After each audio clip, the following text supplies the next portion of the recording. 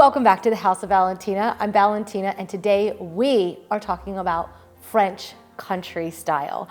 I am so excited about this video. I could barely even sleep last night. I have become completely and utterly obsessed with French country all over again. This is a style that you just can't help but love. There's just something about the French countryside. I can tell you from having driven through it and been to it and stayed in it, there is just this atmosphere that is romantic, it is enchanting, it's charming, and it's just undeniably beautiful. And so when I think about my dream home, what I want my dream home to feel like, and I'm looking for inspiration for that home here in the US, I cannot help but want to dive into French country style and pull from this style and bring it into my own home. So today we're going to talk about the French country style, and we're going to talk about it throughout the centuries just a little bit and about the different styles that are available to you, and we'll also break it down and share ways in which you can bring the style into your own home no matter where you live in the world. So make sure you hit subscribe if you haven't already, because I have a feeling this video is going to be one of your favorites and we're going to need some follow-up. So I hope you say that. I really do. All right, cheers. Let's jump into today's video. All right, so clearly I am a fan of the French country style, and I think so many of you are as well. There's so many aspects actually of French country style, right? This style has so many different nuances, so many different centuries and styles that are attached to the overall aesthetic of French country. And I think it can be a lot of fun to dive into these. I love, from having driven through the French countryside, it's just fragrant and beautiful. We've stopped, I'll have to try to see if I can find the photos. We've stopped a few times at the vineyards and taken photos at sunset. Like, it smells a certain way, it feels a certain way. There's something about the stone and the pebbly rocks that you walk on, and the structure of gardens, and then the ease of the vineyards. There is just something so utterly captivating about this style. And I think it is unimaginably romantic, and something about it just seems to touch us in the heart, right? It just has a sort of hominess, a sort of paradise on earth kind of feeling. And so when we want to bring this style into our homes, it can be a little bit overwhelming, especially if we don't live somewhere where these things are necessarily 100% achievable, because they're not for most places. But that doesn't mean that we can't bring in a lot of the aspects of them and find the things that really inspire us and start to incorporate them into our own homes.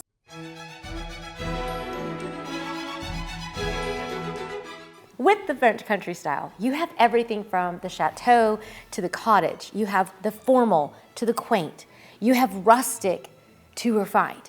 You have everything from a castle to a cottage. You have a medieval to the modern. They really do embody the entire idea of the French countryside.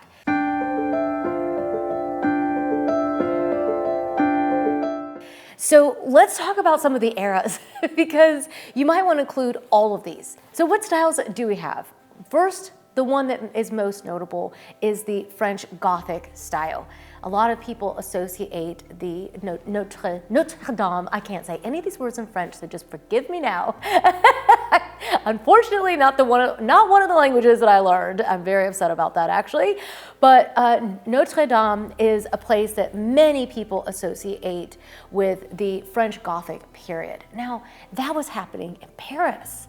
So you'll see that a lot of the architects were coming out into the countryside to also do the country estates. And so you'll find these Gothic feelings even in these homes. I think that you'll see that the stone and the color palette that went with this style was very different from the other time periods you're going to see. And when people think about French countryside, they tend to think about some of the other styles.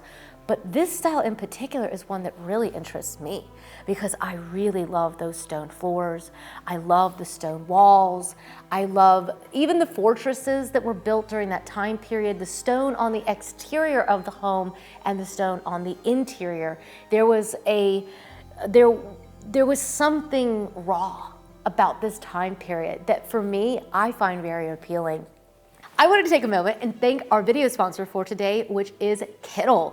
Kittl is an online service that allows you to unleash your creativity and create stunning designs without the hassle of expensive software and hours of learning. Look no further than Kittl, the most intuitive design platform out there. Kittl works right in your browser. It's complete with fonts, illustration library, pre-made templates. The part that I found really interesting that really makes it different is the AI aspect. I've been thinking about creating a new logo, and so I got onto Kittl, and it's really cool because you can use the AI aspect of it and just simply type in keywords that will then generate logos for you. So you could use that for all sorts of things. If you wanted to be able to create your own logo, if you wanted to be able to create something for even a birthday party, you could use it for business, for personal, and it will generate a logo, it'll generate a caption for you. It's really extraordinary. Then you can also put it on t-shirts, you can put it on candles, on bags. There's all different ways that you can use it. And so I found that to be unbelievable because I think it's also nice when you're not really sure what you want as far as a logo or a script, right? Like the kind of writing that you want, and you can just put those keywords in there and it will generate something for you. You could also ask to generate a crest for an elegant and sophisticated brand, and it'll create something for you. And it's really kind of cool, actually. You can also use it for all sorts of design work. If you work in design, you can create mood boards with it. You could create pitch decks for business. The options really are kind of limitless with this software, and it's really cool because it's online and it's really easy to use. I found it to be really simple, and I found that AI aspect just made it something I'd never seen before, which is why I thought that you guys would also absolutely love it. There's a tutorial section if you want to have a little bit of extra help. It's pretty simple to figure out, actually. So I think you'll find it really easy and simple to use, but there are tutorials, and the best part is that you can download these immediately. So it's really cool, really fun, really useful, and it's great because whether, again, you want to use it for personal or for business, you got all the options there. So right now, I've got a great offer for you. So try Kittl for free today using my link below and code Valentina for a 50% discount on a monthly pro plan for new users. I think it'll really spark a lot of creativity in you, and I think that you'll have a lot of fun because the options are limitless as far as colors and ideas and applications. So I definitely recommend checking that out, and I will leave a link for you down below. Thank you again to Kittl for being our video sponsor. Next up, we have the Renaissance period. And there's lines become a little bit blurred during this period and what we might want to pull from. But in the Renaissance period, we start to see things becoming more ornate. This period of time is so rich in culture and those arts that this period is known for. And to me, that color palette really just kind of goes with it. It's dark, it's rich jewel tones and reds. Things are starting to become more gilded, and we're moving into an age of beautiful fresco paintings. You'll find the tapestries are becoming even more relevant. You see beautiful portraitures in oil. This Renaissance period really is a rebirth and an awakening. I think about the beds and the chandeliers and all those rich tones coming together. This almost feels a little bit more of like a castle-like feel, and the way that we might associate, things that we might associate with a castle life. They are ornate.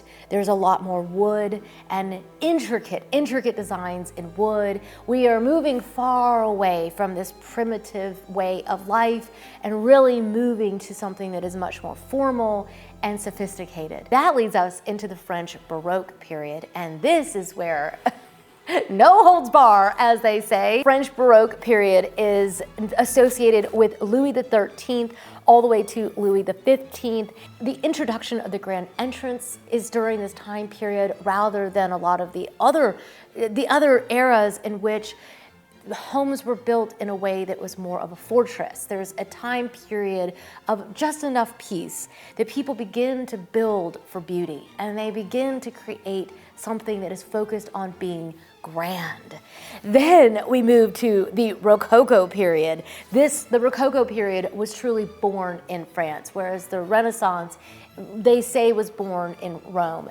This is where we move from Louis XV to Louis XVI, and we start to think of all the furnishings that are associated with this style, things that really have become essentials to the French country style. So many of those things that we do associate with this style, they are present during this Rococo period. It becomes all about luxury. It becomes about ornate, and more is more is more is more. There is a never-ending need for more. It's layer upon layer upon layer of intricate detail. And there's so much out of this time period that we can pull from into our own homes. Also pull from this palette, very much like the Renaissance period, just deep, rich, ornate colors. Think gold and gilded. I think of this as the Gilded Age in France. In my mind, that's what I think. It's like it was so gilded. Everything was gold, and the colors that went with it had to be rich enough to sit with it, right? Ruby reds, garnets, emeralds, sapphires, those colors that you think of with the richest stones in the world is what they were decorating with during this time period, and it was exquisite. It was exquisite. Then finally we move on to the Neoclassical period, and it's a little bit gentler. It's a little softer. The lines become a little straighter. Things become a little bit less ornate, and there's a palette that softens. Still quite a lot of color during that time period, but it's softer, it's a little bit more muted. So as you can tell, you've got your choice. You really do have a choice here. You might take from every one of these in your home. You might take from one. You might love certain pieces and blend them into your home in your own unique mix.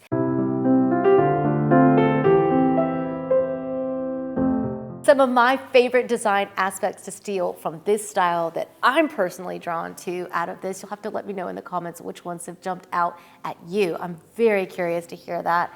But I do think those tapestries, I've been seeing those coming back a lot lately. In modern design, tapestries have become really, really popularized, and I think that they're really beautiful, and it's such a simple way of creating art on your wall. And you could buy them vintage, you can buy them antique, and then you can also buy them new. I think places like Anthropology actually have them. I'll leave some links down below where you can shop for ones if you want to bust the bank and go for the real deal, and then I'll leave some links for you if you're wanting to work on a budget. But I think those tapestries are an element that really just stands the test of time in the French country style. I also love the fireplaces. Oh my goodness, the fireplaces. I really love them throughout all time periods. If you want something more humble, if you want something more earthy and raw, you can go all the way from that to those marble ones, the ones that are more ornate. I mean, I could just take any of them.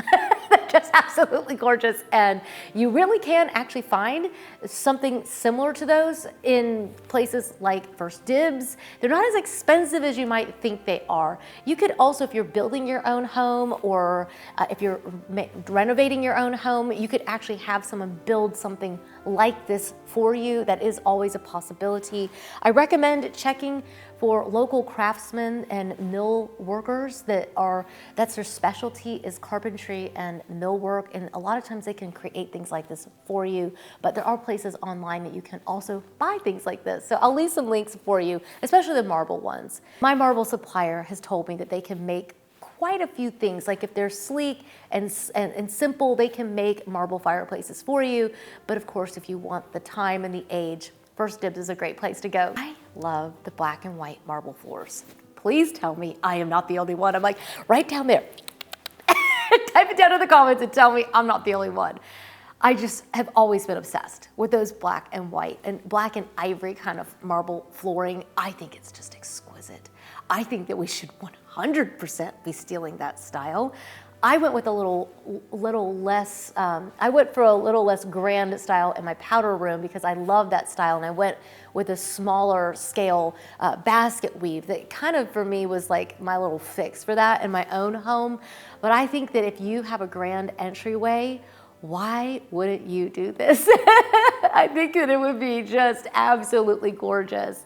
If you have a nice big entry, you could create this look. You could use it in your kitchen. You could use it in like a basement area. And there's a lot of different ways that you could use that black and white marble tile. I think it's gorgeous. Some other elements that I think are completely worth stealing are the chandeliers. Oh, the chandeliers. You could go for something that isn't quite ornate. Again, that more humble side of this style, if you want to have more of the cottage and that sort of earthy palette. Or you could also go more ornate, go for something in the Louis XIV style, go for something in the Louis XVI. You've kind of got a lot of options and they're all just really good. I love the Empire style. There's so many different options. The chandeliers, they're kind of really good from French country style. So I have something that I bought from Pottery Barn actually in my bathroom that I really love. That's something that can be a little bit more ornate but not too overwhelming. So there are places that you can buy these for sure where not everyone's gonna, they don't have a whole lot of antiques out there that are affordable in some of these styles. So don't get overwhelmed and think that you have to have the antiques. Don't get me wrong, if you've got the budget, I'm not gonna turn you down, okay? There's Christie's and plenty of places that we can shop. But if you are looking to work on a budget, don't get overwhelmed because there's places like Pottery Barn, there's places like Wayfair, and even our house has some really pretty options. And they don't have to be exact replicas or reproductions, right? You want that style, that feeling, and I think there's a lot of options out there that are quite affordable. Think about the kitchens. The French country kitchens are one. That's what's interesting about this style is that with the French country kitchens, they really are almost always more humble. It was always and always, it always has been, probably always will be a more humble, less formal part of the home. And I think that's kind of cool because you can steal so many ideas from the French country kitchen. Let me know if this is something you want to explore more in a full video because I think we could have a lot of fun kind of dissecting this more. Again, we go back to stone floors.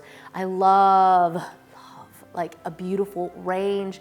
You can have like these massive walls that are arranged, or you could just do some of the Le Cornu is one that just, oh my gosh, they're so beautiful.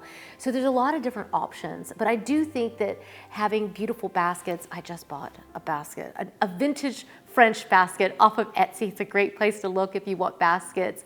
I also have ordered some, you can't quite see it. I've got some baskets in my house right now that I bought off of Amazon, and they're really, really good, and I load them up with pine cones and wood inside the house and use them all around for blankets and things like that. I also think that you could look at some of the portrait oil paintings. I think that's an element that is so beautiful. You can do reproductions and prints, or you can go for something. You might be surprised how affordable some of these things are on Etsy, because I think Etsy's probably the least expensive place to buy these items. Once you move over to Cherish and First Dibs, you're getting like the most expensive versions of these. So sometimes if you're looking for a true antique, you have to go to First Dibs to just even get started. This is, we're not even on the level yet of like Christie's, right? Like that's different, right? You can go there, but most of us on this channel tend to be looking to be working on a little bit tighter budget. So check out Etsy because they've got really great prints. I also love landscapes. I think that those are beautiful. Some of the charcoal landscapes are some that I just literally collect and love. I bought some recently off of Amazon, but oh my goodness, Etsy has so many different options. You can print them, you can buy originals. It's a really great source. I also am a little bit obsessed with the olive jars. There's something about their rusticness and the rawness of that material that I'm like, I just want that. It's so beautiful. So again, check out places like Etsy, but you can also look at places like Our House. I've also found some on Amazon. There's a lot of places to shop for these, but they really just give you that, just that tactile rawness that's just like, just makes you feel like you're gonna drool. You're like, I'm gonna need a bib. This video is making me drool. It's just so good. And they're so elegant and yet so humble, and they're just so exquisite in those things that I think that's why we just all can't help but love those. Finally, when it comes to elements that I think that we should be stealing, I definitely think we should look pretty closely at some of the other furnishings. Some of the gilded mirrors are really, really beautiful. You could also go for some that are a little bit more humble from this style. Also check out the chairs, the tables, the desks. Why not have a really beautiful ornate piece in that Louis XIV, Louis XVI style? You could also look for things that have that ornateness to them, maybe something that's gilded.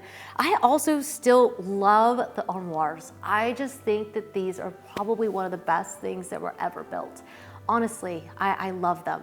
And you can even look on like Facebook Marketplace. A lot of times people are just getting rid of them. I got rid of one that I really regret. So, you know, I went through a different, more modern style in my home, and I'm kind of regretting some of those things that I gave away. So I guess we'll have to buy them again. Try some out in different places. But the thing is that sometimes we just are that way, right? We get tired of a style, we want to try something new. That's why I like French country, because I feel like it's just always here. It's always here. There's always plenty of us who love it and want it. I am excited. We are in the midst, literally, of planning a trip this summer. Fingers crossed that we get to do that, right? We're hoping that we'll get over to the French countryside this summer, maybe take you guys to Versailles and have an adventure with you. This is why you also need to be subscribed to the Living channel, because it's gonna give you the vlogs as well. So here we'll do more of the teaching videos that are more, a little bit, I wouldn't say instructional, I just kind of share what I love and what's jumping out at me, but they are meant to be a little bit faster and with tips and tricks and kind of getting to the point of the style. And then the other ones are just literally taking you there in a longer format, taking our time, checking things out and sharing things in the moment. So I hope that you'll find both channels to be a lot of fun, and you'll want to subscribe to both. But yeah, make sure you hit subscribe here first, and then take the link down below and pop over to the other channel and check it out. The Charleston video over there has proven to be quite popular, and many of you have said it's one of your favorite videos we've ever put out. So don't want you to miss out. I'll leave a link for you down below. Thank you so much for joining me. I hope that you've enjoyed this video and it's gotten you really, really pumped about exploring the French country style in a whole new way. In a whole new way.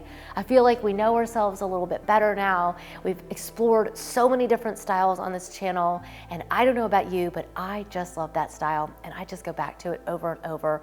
So let me know in the comments how you feel about it, and I'm gonna try to end it, even though, yeah, I'm probably gonna go watch like a chateau tour while I sit at my desk.